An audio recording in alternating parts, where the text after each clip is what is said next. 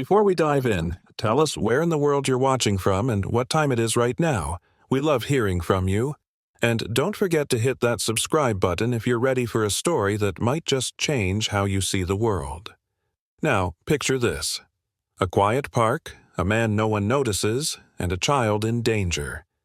In the next few seconds, a stranger will decide whether to stay invisible or step into the light, and nothing will be the same again.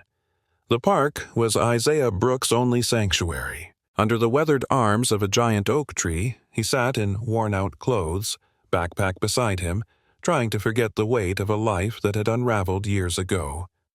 Every creak of the branches above, every rustle of leaves reminded him that the world still moved, even if he barely did. But then, a sharp cry shattered the peace. Isaiah's eyes snapped open, his breath caught.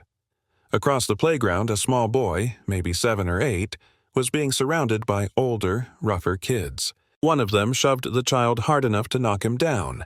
The boy, pale with fear, clutched his backpack like it was the last thing he owned. "Think you're better than us 'cause your daddy's rich?" One of the bullies sneered, kicking dirt in the boy's face as the others laughed. Isaiah's jaw clenched. His hands tightened around the frayed seams of his coat. Every instinct told him to stay seated, stay invisible. Intervening meant risk, exposure. But something inside him stirred. He had seen that look in those boys' eyes before, in his own reflection years ago. Anger, emptiness. And this kid, this terrified, trembling kid, he didn't deserve to be on the receiving end of that rage. Isaiah stood slowly, his legs stiff, but his intent clear. He walked toward them, not fast, but with a purpose that made his steps feel louder than they were. "Hey!" he called, voice firm and level. The kids ignored him. "I said, hey!" This time the leader turned, his face twisting with irritation. "What do you want, old man?" he snapped. Isaiah didn't flinch. "Leave him alone." His voice wasn't loud, but there was an edge to it, sharp and deliberate. Something in his tone made the group hesitate. "Or what?" one of the other boys challenged, but their leader, more perceptive than brave, sensed something off. He took a step back. "Whatever," he muttered, shoving his hands into his pockets. "Kid's not worth it."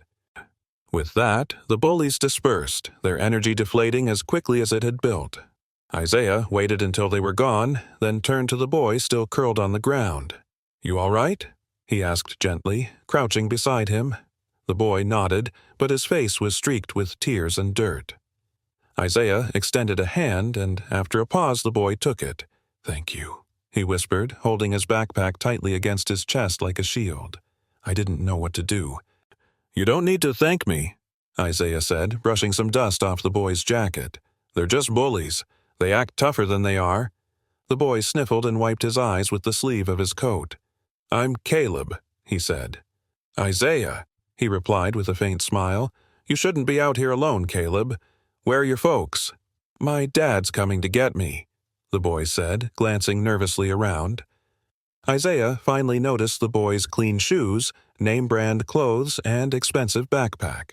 This kid came from a different world. "All right," Isaiah said. "How about I wait with you until he shows?" Caleb nodded eagerly. They walked together to the old bench Isaiah had been using and sat in silence. It wasn't awkward, just still. Caleb kept peeking at Isaiah like he couldn't figure him out. Minutes passed. A sleek black car pulled up near the park entrance. Caleb's face lit up. "That's my dad," he said, jumping to his feet.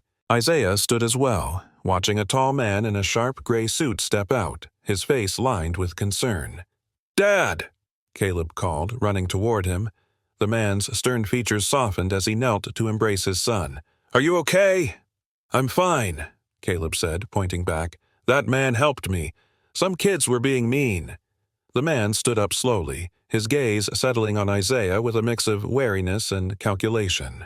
"Thank you," he said, measured, polite, but distant. "I appreciate you helping my son." Isaiah nodded, eyes dropping to the ground. "Just glad he's safe." The man didn't offer a handshake. Instead, he placed a protective hand on Caleb's shoulder. "Let's go," he said. Caleb looked back, eyes lingering on Isaiah. "Bye, Isaiah. Thank you again." Isaiah forced a smile. "Take care, kid." The car drove off. The park quieted again. Isaiah sat back down under the oak tree, pulling his coat tighter against the wind. His bones ached. But his heart? It felt different. The world hadn't changed. But maybe for a moment he had. And that was something. He closed his eyes. For the first time in a long while, he didn't feel invisible.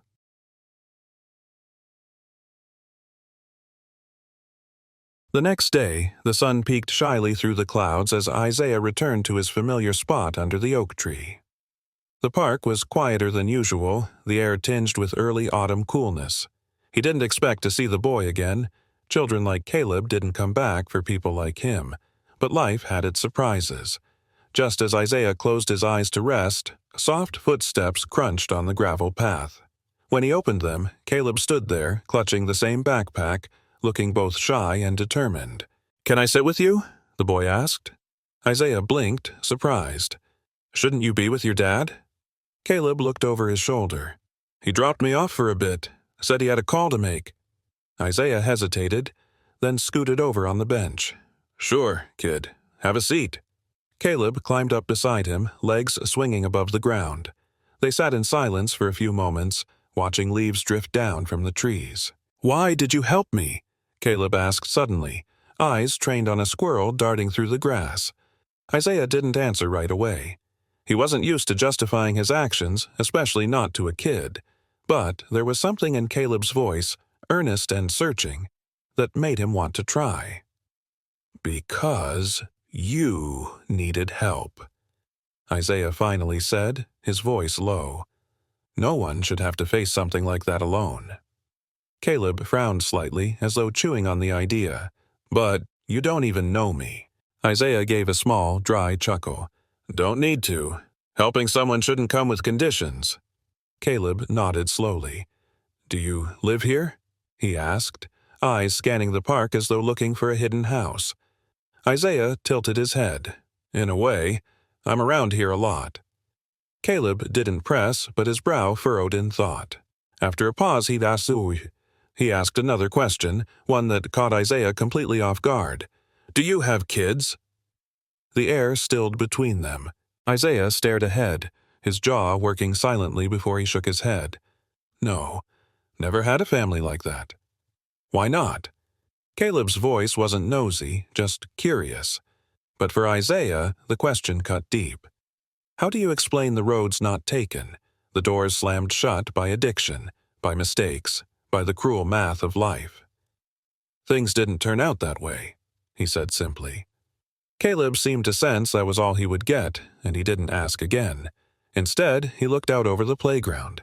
"Do you get lonely?" Isaiah turned to the boy, startled. Loneliness was like his shadow, constant, silent, and always just behind him. He didn't think kids thought about things like that. "Sometimes," he admitted. "But you get used to it." Caleb looked down at his backpack, fiddling with the zipper. "I get lonely too. My dad's always busy. He's a lawyer, so he works a lot. I don't see him much." Isaiah's heart clenched unexpectedly. He knew that kind of loneliness, not the kind caused by physical absence, but emotional distance. "He cares about you," Isaiah said gently. "You can tell by the way he came running yesterday." Caleb smiled faintly, but the sadness lingered in his eyes. "I just wish he wasn't always working." Isaiah didn't have a fix for that. He wasn't the kind of man who handed out false hope. But he did what he could, reached over and gave Caleb's shoulder a gentle squeeze. "You're a strong kid. Don't forget that." Caleb looked up at him, eyes wide and thoughtful. Before he could say more, footsteps approached. Isaiah turned to see David West walking toward them, phone in hand, suit jacket crisp, expression unreadable. Caleb's face lit up. "Dad!" he said, hopping down. David pocketed his phone, his gaze shifting between his son and Isaiah. "Thanks for keeping an eye on him," he said to Isaiah, his voice formal but less stiff than the day before. Isaiah stood, nodding. "No problem." David placed a hand on Caleb's shoulder. "Time to go." Caleb didn't move. He looked up at Isaiah, then at his father. "Can I see him again?" David hesitated, clearly unsure. He looked at Isaiah, searching his face for some trace of threat or instability. All he saw was tiredness, and something else he couldn't quite name. "Maybe," David said. "We'll see." Caleb nodded, disappointed but hopeful. "Bye, Isaiah." "Take care, kid," Isaiah said, offering a rare, genuine smile. As the two walked away, Isaiah sat back down on the bench, watching them until they disappeared through the trees. He expected that to be the end of it, a brief moment of connection in a life that didn't allow many. But something told him it wasn't. Caleb had seen him, not the worn clothes or unshaven face, but him, and that mattered. The bench beneath him was cold, but for once Isaiah didn't mind. The kid had returned. Maybe that meant something.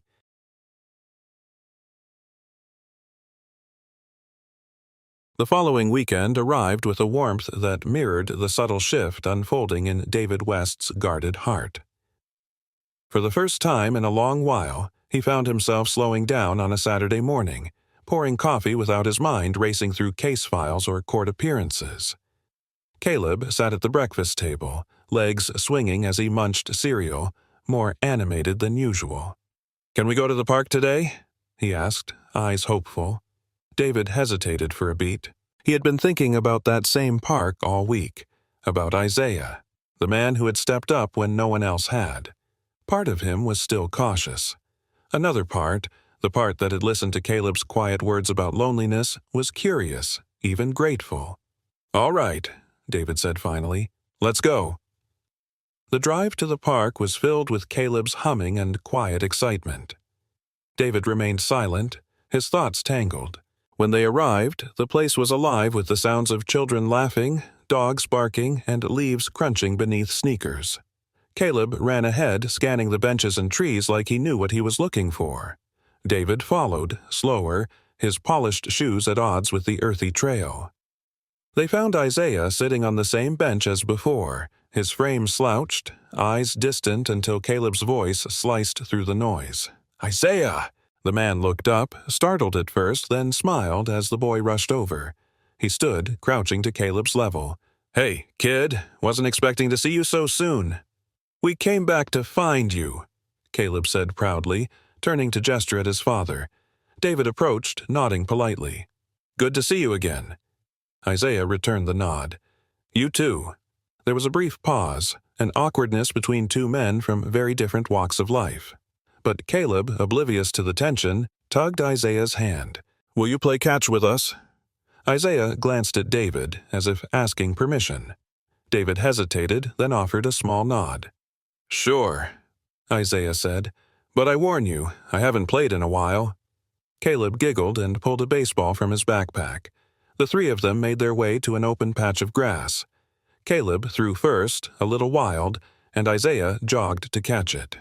David watched, arms crossed at first, still unsure, still assessing. But as the game picked up, he saw something unexpected: Isaiah's laugh. It wasn't loud or frequent, but it was real, and so was the joy in Caleb's face. After a few throws, Isaiah turned to David. "You in, counselor?" David raised an eyebrow. "That what they call me now?" he said with a wry smile, stepping in and catching the next throw. For the next half hour, the park held a different kind of energy, a rare harmony. Caleb was all smiles, running back and forth, cheering when either man made a good catch. Isaiah moved with effort but kept up, surprising even himself. David, still stiff at first, eventually loosened up, laughing softly when Caleb missed and clapped when Isaiah made a tricky save. It wasn't a heart-to-heart. There were no deep revelations or sudden transformations. Just three people throwing a ball, a game simple enough to build something fragile but important: trust.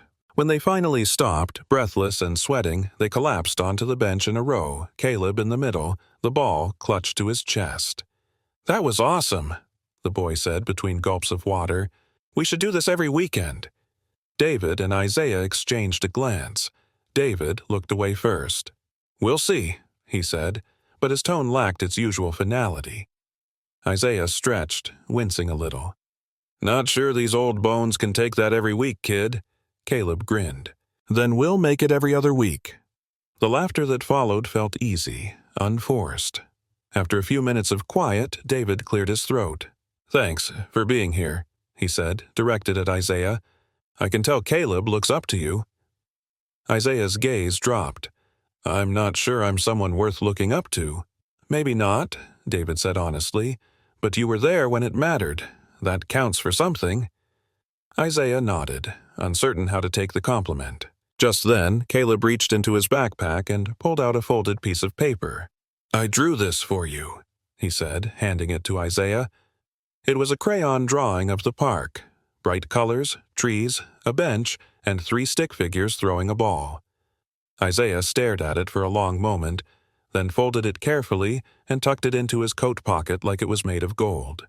"Thank you, Caleb. I'll keep it safe."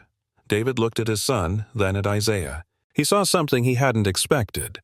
A bond formed not out of obligation or charity, but out of presence, out of being there. He didn't say anything more, but when it was time to leave and Caleb gave Isaiah a hug goodbye, David lingered behind for a moment. "If you ever need a real meal or just someone to talk to," he said quietly, "you know where to find us." Isaiah looked up, surprised. "That a real offer?" David nodded. "It is." Isaiah hesitated, then said, "Thank you."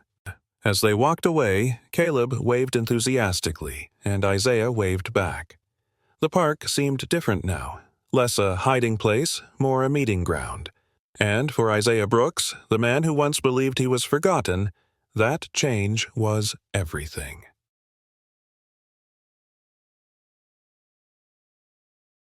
The next Saturday, the sky was overcast but the air warm, the kind of quiet gray morning that invited reflection. David and Caleb returned to the park, this time carrying a small cooler with sandwiches and water bottles. Caleb had insisted, calling it a mini picnic, and David hadn't argued. He had found himself looking forward to this visit all week, though he wouldn't admit it out loud. Isaiah was already on the bench when they arrived, head tilted back, watching the clouds drift by. He sat straighter when he saw them coming, a smile tugging at the corner of his mouth. "Brought lunch?" he asked. Caleb held up the cooler proudly. "Yup. You hungry?" Isaiah nodded. "Always." They found a patch of grass under a large tree and laid out the small meal. The conversation was light at first. School stories, a new dog Caleb wanted, the latest case David was juggling. But after they finished eating, David turned toward Isaiah, his expression shifting. "There's something I've been wanting to ask," he said. Isaiah raised an eyebrow, his shoulders tensing slightly. "Nothing heavy," David added quickly. "Just, last week, you said something about not being someone to look up to. I don't want to pry, but if it helps to talk, we're listening." Isaiah looked down at his hands, fingers playing with a loose thread in his sleeve. For a long moment, he said nothing. Then softly, "It's not a pretty story." "Most true stories aren't," David replied. "Still worth telling." Caleb was quiet now, sensing the tone had shifted. He sat cross-legged, watching Isaiah with wide, patient eyes. Isaiah took a deep breath, exhaled slowly. "I wasn't always like this," he began. "Used to be a mechanic. Good at it, too. I liked fixing things, engines, transmissions, old junkers that people gave up on. There's something satisfying about making broken things work again." He paused. "I had a place. Not much, but it was mine. A job, a small apartment, friends I thought would stick around." He shook his head. "But I also had stress, pressure, people I trusted who introduced me to ways of unwinding. Just a drink after work, then something stronger, something to help me sleep, then something to help me forget." His voice dropped. "I lost the job first, showed up late too many times, then the apartment. The friends disappeared quick after that. I tried to clean up more than once, but when you've burned all your bridges, there's not many people left willing to give you a chance. Eventually, I just gave up. Started sleeping wherever I could. Park benches, back alleys, shelters when they weren't full." David listened intently, arms resting on his knees, eyes steady. Caleb didn't say a word, but his small hands were balled into fists in his lap, as if the story hurt him too. Isaiah went on. I've been clean for almost a year now. Cold turkey. Hardest thing I've ever done. Still is. Every day's a choice. Some days I wonder if it's worth it. But then, he looked at Caleb. Then a kid shows up and reminds me that maybe I still matter, even if just a little. Caleb blinked rapidly, his face suddenly serious. You do matter, he said quietly. You helped me, and you're nice. You listen. Isaiah gave a half-smile, emotion flickering behind his eyes. Thanks, kid. David nodded slowly, clearly moved. That took guts, sharing all that. I appreciate your honesty. You asked, Isaiah said with a shrug. I figured if I want people to see more than the mess, I should be willing to show the truth. You should, David agreed, because the truth is, people screw up, but not everyone fights to come back from it. That says something. The air between them settled into a new kind of quiet, heavier but not uncomfortable, like they'd crossed an invisible threshold. After a moment, David added, Have you ever thought about working again? I mean, really working, at a place with a roof and regular hours. Isaiah let out a dry laugh. Thought about it? Every damn day. But wanting something and being given a shot at it are two different things. What if I knew someone? David asked. Isaiah looked at him, wary but curious. A friend of mine owns a garage, honest guy. Hires on experience more than resumes. I could make a call. Isaiah stared at him for a long time, unsure whether to feel hopeful or braced for disappointment. You'd do that? I would, David said, because I believe in second chances, and because you've earned it. Isaiah swallowed hard, emotion threatening to rise. I don't know what to say. Just say yes if you're ready. Isaiah nodded slowly. Yeah, I'm ready. Caleb jumped up and did a fist pump. Yes, you're gonna be awesome. The three of them laughed, and something unspoken passed between David and Isaiah. Trust, maybe even respect. The clouds above had started to part, sunlight breaking through in thin, hopeful streaks. For the first time in a long while, Isaiah felt the weight in his chest lift just enough to breathe freely. Maybe, just maybe, he could fix more than engines.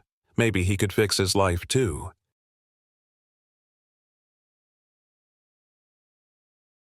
The morning of the interview arrived with a crisp breeze and clear skies. Isaiah stood in front of the cracked mirror inside the small community shelter, adjusting the collar of the only button-down shirt he owned, a faded blue one with a missing cuff button. His reflection looked unfamiliar, like a memory from a better time.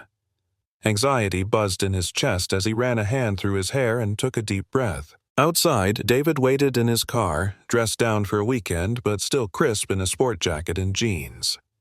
Isaiah stepped into the passenger seat with a cautious smile. Thanks for the ride, he said. No problem, David replied. You ready? Isaiah chuckled nervously.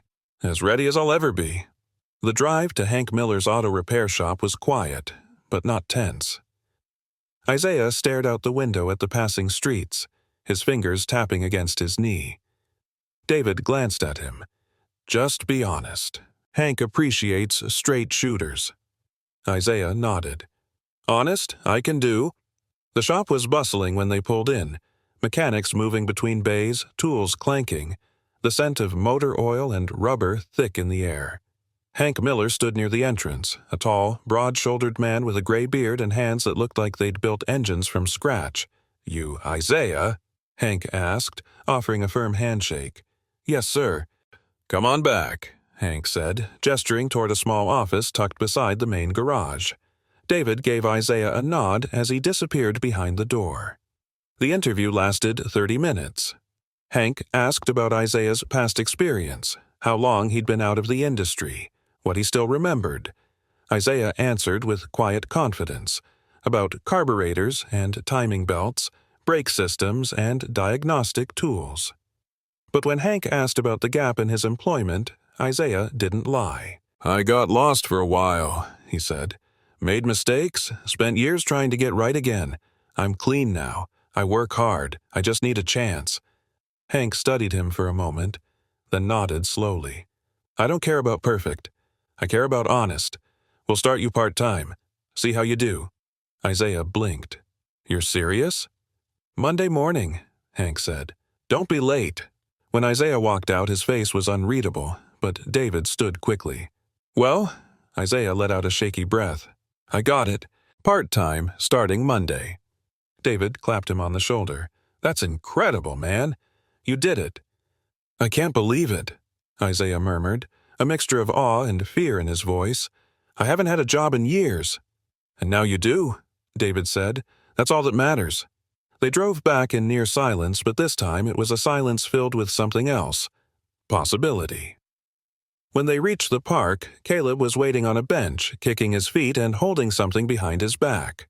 "Well," he called before either of them could say a word. "Did you get it?" Isaiah laughed. "I did." Caleb whooped and ran forward, pulling a small drawing from behind his back. "That's your good luck card," he said.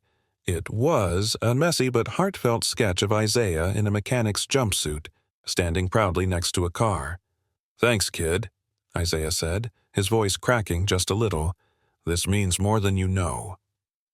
That weekend passed in a blur of nervous excitement. Isaiah spent hours walking through the shelter, mentally reviewing car parts and imagining himself back in a garage. He even laid out his clothes on the cot the night before, as if trying to will the job into permanence. When Monday came, Isaiah showed up 15 minutes early. The first day was exhausting.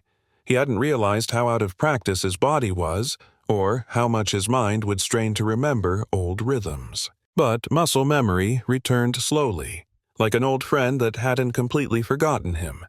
He rotated tires, checked fluids, and shadowed a younger mechanic named Pete who showed him how to use the new computerized diagnostic system. By lunch, Isaiah's hands were black with grease and his back ached, but his spirit soared. After work, he sent a brief text to David. "First day went well, tired but proud. Thanks again." Later that evening, Isaiah stood in front of the mirror again, this time in a restroom at the park. He scrubbed his hands clean, as best he could, then made his way to the bench where Caleb and David were already waiting. "Hey!" Caleb shouted, bounding over. "How was it? Did you fix any cars?" "A couple," Isaiah said, smiling. "Got grease under my fingernails to prove it." "That's so cool," Caleb said, clearly in awe. David stood, extending a hand. "I'm proud of you, Isaiah." Isaiah accepted the handshake, then pulled him in for a brief, unexpected hug. "Thanks. I wouldn't be here without you." "You would have found your way," David said. "I just nudged the path." As the sun dipped low behind the trees, casting golden light across the park, the three of them sat together, talking and laughing. Isaiah looked at the drawing Caleb had given him again and smiled. He was still sleeping in a shelter, still climbing his way out of a deep hole. But for the first time in a long time, he was doing it with purpose. He had work. He had people. And somewhere deep inside, Isaiah Brooks had something else he hadn't dared name in years. Hope.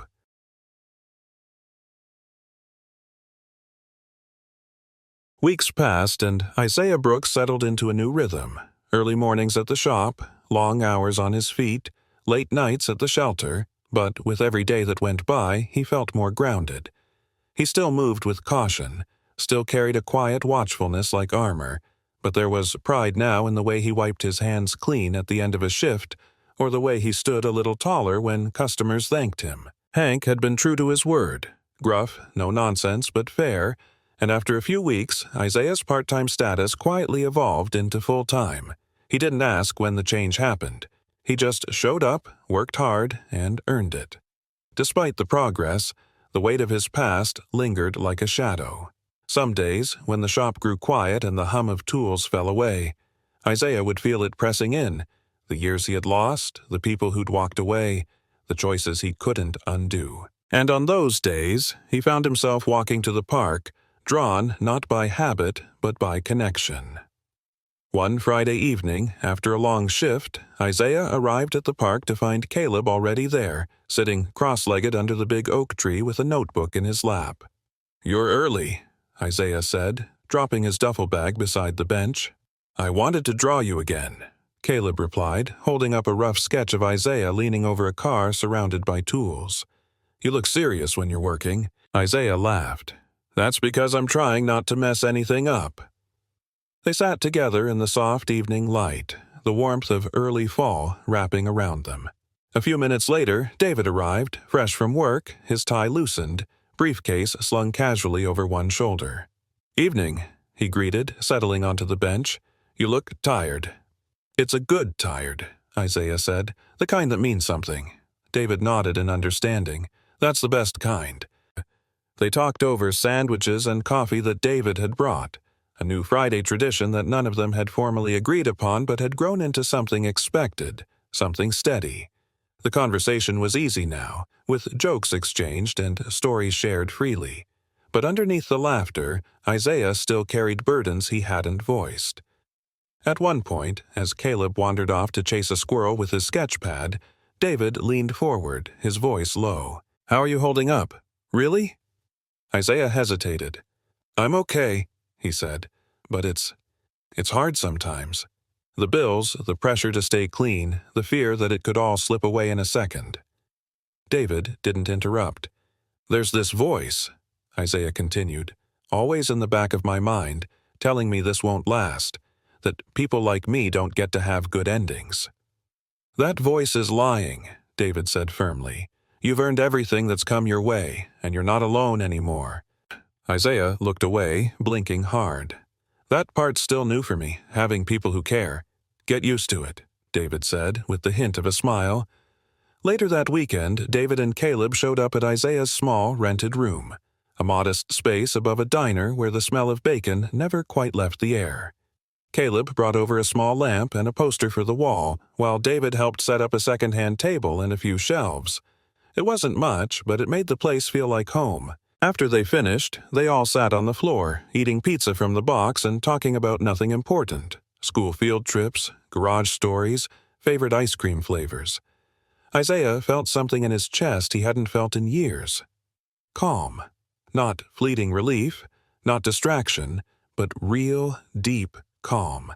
The kind that comes when you're exactly where you're supposed to be. As they prepared to leave, Caleb turned at the door. "Will you come to my school's open house next week? I want you to meet my teacher." Isaiah looked at David, startled. "You sure?" "I already told her about you," Caleb said with a grin. "You're like my second dad now."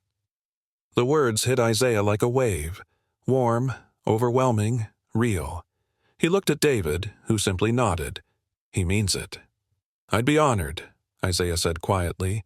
That night, long after they left, Isaiah sat in the middle of his room, staring at the lamp casting warm light on the walls, at the poster of a car engine Caleb had picked out, at the folded drawing still tucked into his wallet. The ache in his bones from the long week was still there, but the ache in his heart was softer now, more like healing than hurt. The road ahead was still uncertain. He knew that. Addiction didn't disappear overnight. Bills still needed paying. But he was walking that road with people beside him now, people who believed in him, and more than that, he was beginning to believe in himself. As the city quieted around him, Isaiah Brooks closed his eyes with a steady heart and a tired smile, knowing that whatever came next, he wouldn't face it alone. And for a man who had once disappeared into the edges of the world, that meant everything. If this story touched your heart, take a moment to reflect and share your thoughts in the comments below. Have you ever met someone who changed your life in an unexpected way? Or maybe you were that person for someone else. We'd love to hear your story. And if you haven't already, don't forget to like this video, subscribe to our channel, and turn on notifications so you never miss the next story that might just shift your perspective. Because sometimes all it takes is a moment of kindness to start a whole new chapter.